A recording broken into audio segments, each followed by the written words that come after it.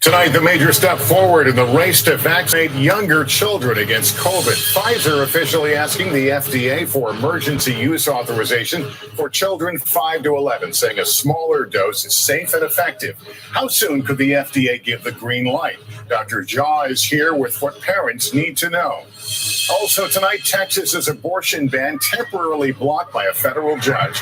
The immediate impact on women in the state and what's next in the battle. The first images of a damaged pipeline blamed for the California oil spill disaster. Could it have been caused by a 30-ton anchor? And new tonight, the major class action lawsuits just announced. Deadly flash floods and high water rescues in the southeast, where the severe weather threat is moving tonight.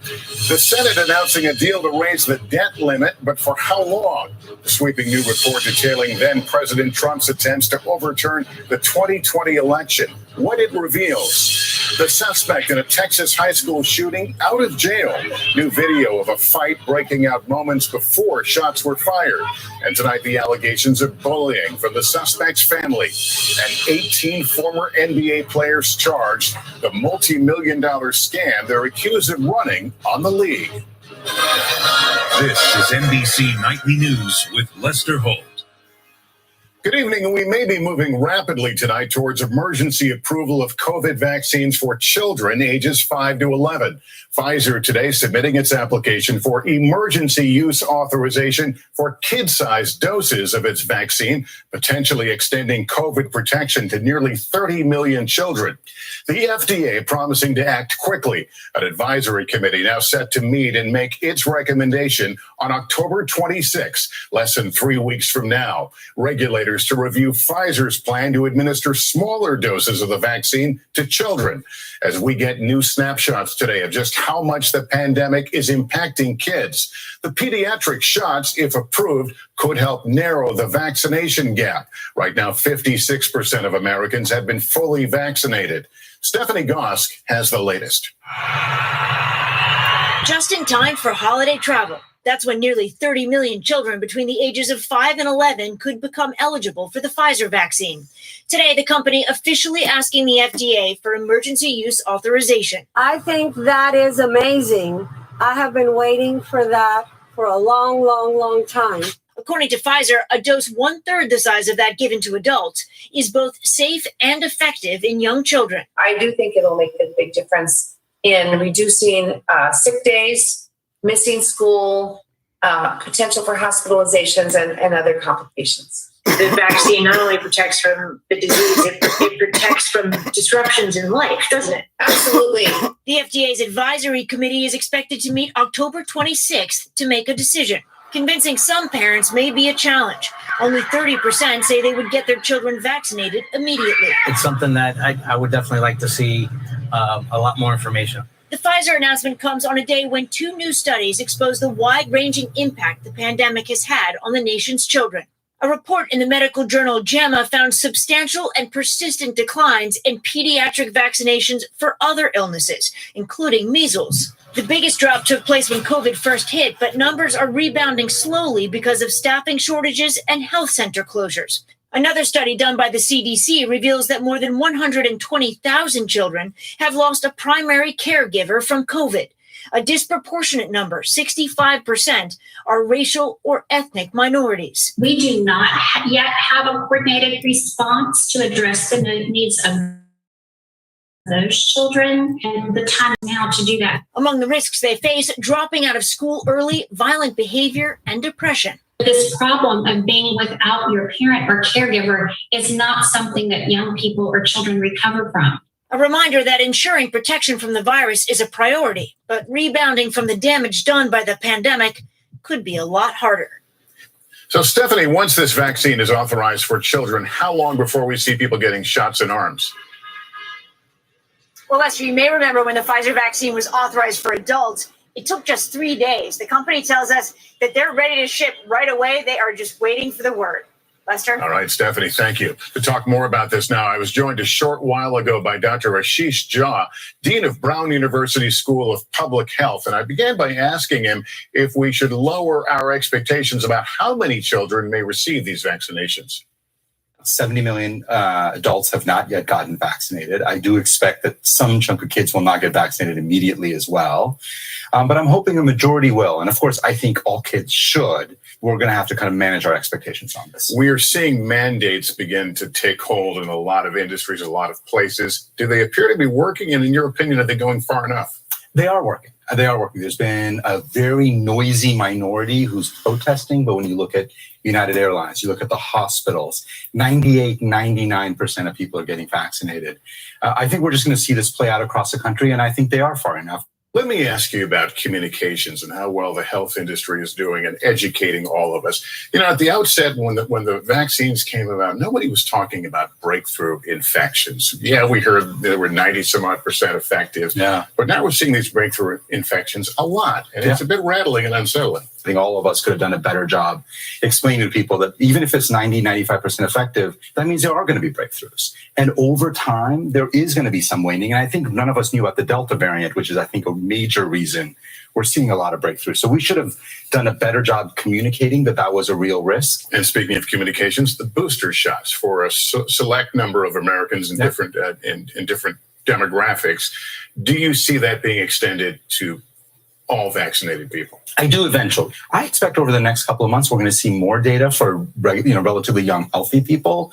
My expectation is all Americans will end up needing to get a booster. We're coming down from Delta right now. What does the next wave look like? Are they going to become increasingly small? Yeah, I think you're going to see little blips that look much better. They're going to vary a lot based on underlying vaccination rates in New England. High vaccination rates, I expect a little blip over the winter. Midwest, Great Plains, still a lot of people not vaccinated. The surges will get smaller. We're going to really learn to manage this virus. Dr. Ashish Jha had a conversation just a short time ago. A controversial new law banning most abortions in Texas is blocked tonight, but the battle is far from over. After the ruling by a federal judge, the state says it will appeal. Hallie Jackson has the latest.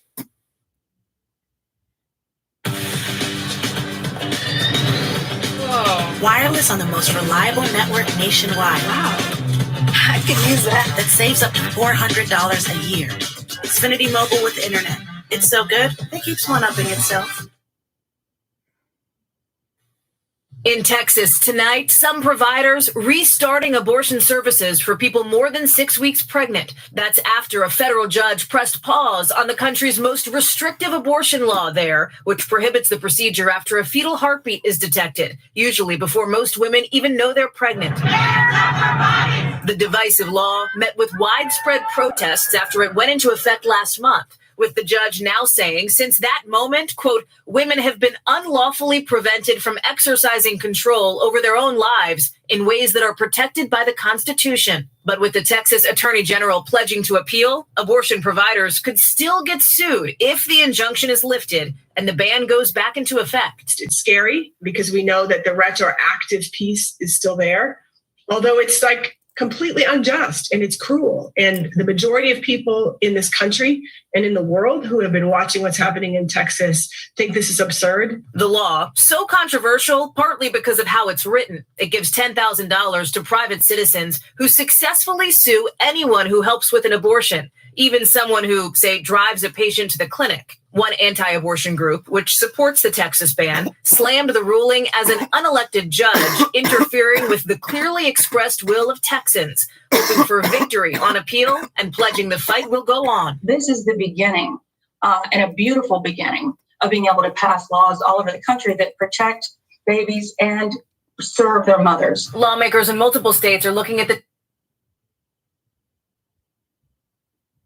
tragedies unfolding is the fear students are now carrying to class. And there is no reason that a student should bring a firearm into a school or feel threatened in that way that they feel like they gotta have a weapon. Arlington PD investigating several disturbing videos. The student in the white shirt being beaten is the alleged shooter and the aggressor, the victim in the ICU. Simpkins' family says they reported bullying.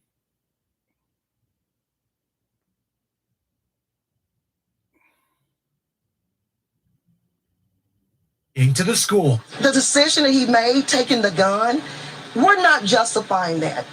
That was not right. But he was trying to protect himself. Do you believe that bullying played a role or could have? I do understand the family's concerns. And to the family, I want to assure them that we're going to do everything we can to look into why that happened. Today, police made another arrest for a young student threatening violence against a different Arlington area school on social media. Parents and police calling for sweeping change in safety and culture. Sam Brock, NBC News. Next, 18 former NBA players are facing federal charges accused of a multi-million-dollar fraud scheme. Here's Gabe Gutierrez. The 18 NBA veterans are accused of ripping off the league's health benefits plan by filing fake claims for medical procedures that never happened. The defendant's playbook involved fraud and deception. Prosecutors allege ex-NBA player Terrence Williams orchestrated the scheme, recruiting other players by offering fake invoices for chiropractic treatments and dental care. According to the indictment, they submitted nearly $4 million worth of claims. The health plan paid out $2.5 million. Williams allegedly got $230,000 in kickbacks from the other players. This industry loses tens of billions of dollars a year to fraud. These costs are then passed on to businesses and customers. Prosecutors say the scheme unfolded from 2017 through 2020. Ex-power forward Gregory Smith is accused of seeking reimbursement for root canals in Beverly Hills when he was actually playing basketball in Taiwan. Among the others charged, Glenn Davis, Shannon Brown, and six-time NBA All-Defensive Team member Tony Allen, along with his wife. Late today, Sebastian Telfair pleaded not guilty.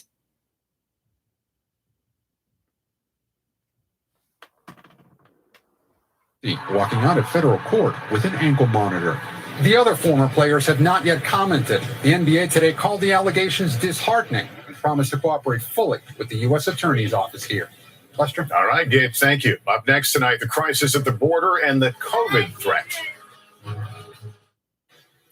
There is another crisis across from the border. Thousands of migrants in a camp just south of the Texas border in Mexico, where they face not only deportation and starvation, but also the threat of COVID. Morgan Radford is in Mexico. For Manuel and his young son, this is home. Fleeing from El Salvador, he's been here for more than 45 days. He's one of nearly 2,000 people living in this encampment in Reynosa, Mexico, hoping to get across the Texas border, just steps away. No estoy aquí porque yo quiero, You're not here because you want to be here. sino porque fui amenazado por mi propia familia. It's because you were threatened. Manuel asked us not to use his full name or show his face for fear of violence from the cartels, which aid workers like Felicia Rangel Sampanaro say have fought over this city for years as a trafficking route. People are afraid to leave this encampment because they're afraid to get kidnapped. Oh, they will get kidnapped. One person's worth between $2,000 and $6,000. So if you leave this encampment, yes, you will be kidnapped. And when you say the different gangs are watching and monitoring this area, yes. I mean, are they watching now? Yes. There are nearly 2 cancer patients have the mutation, its impact can be devastating, increasing the risk for breast cancer by 58% with a family history, 33% with no history, and upping the risk for ovarian and pancreatic cancers. My reporter instincts kicked in and I go, this is a story. I have to write about this. Berger's report in the New York Times this summer struck a nerve with other breast cancer survivors like herself. Why didn't women know about this gene? There was a lack, I would say, of general knowledge or general public knowledge about this gene is because it is much less common. Dr. Alyssa Port says patients screened before 2014 should be tested for PALB2. Those who have it can be monitored or undergo preventive surgeries.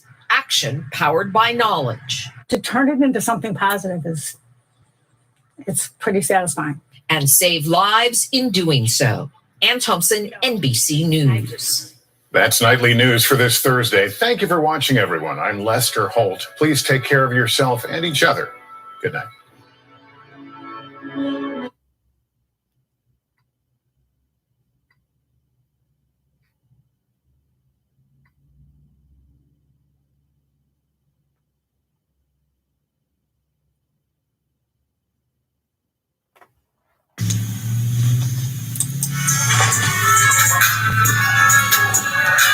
I'm headed to the top.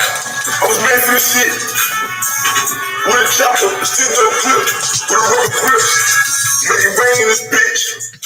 Look at your buddy, he hella mad. I was banging this bitch. Pull a 50 deep. Gang bang in this shit. With my head to the left. Do my thing in this bitch. Leave these hoes out of breath. Hear the stains in this bitch. She get rich. Send a clip with a rubber grip. Get out of pocket, get it. Yeah. I need the bag. I'm committed. The gang in this bitch. In this game, in this bitch. I need the bag, nigga. Nigga, I'm Escobar. Nigga, I get the bag. Nigga, what? Nigga, what? Stand up with a rubber grip.